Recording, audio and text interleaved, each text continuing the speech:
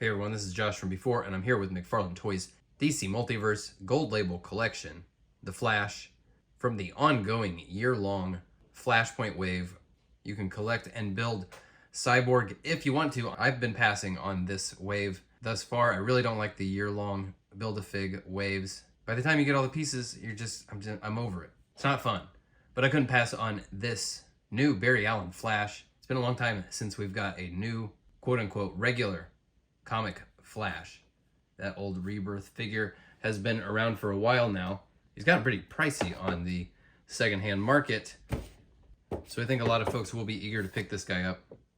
I pre-ordered this online at Target. They are shipping now. I don't know if they're showing up in stores yet, but use that code if you want it. Let's get them out. All right, first thing you need to know about this guy is that this is another instance of the Blue Beetle Booster Gold Body Buck that we've seen quite a bit of lately, and frankly, I'm not gonna really throw too much of a fit of them reusing a totally solid looking spandex suited body buck.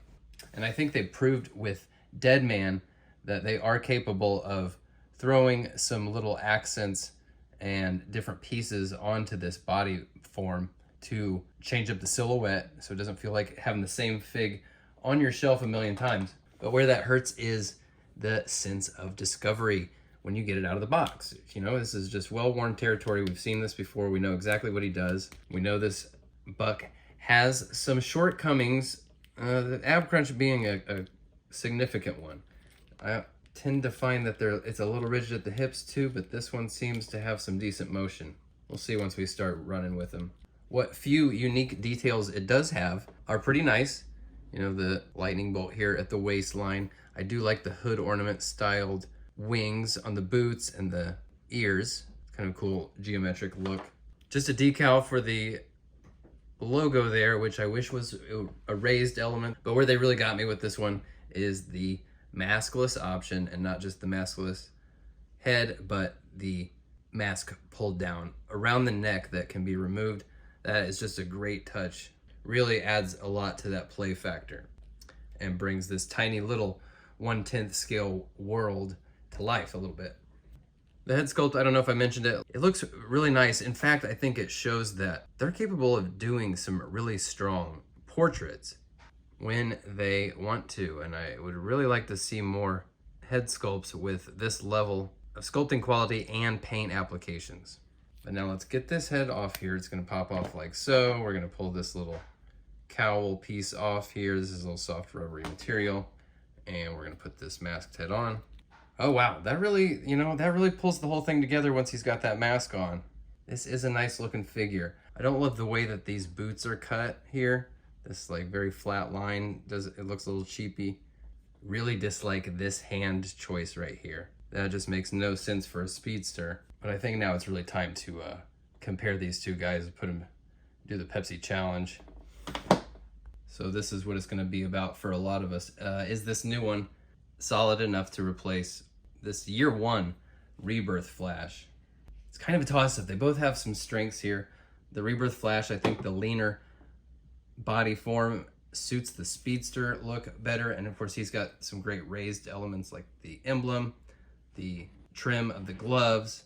He's got a much better cut to the boots there, far more expressive lightning bolts popping out the ears, and the ribs, the ribbed look to his suit here.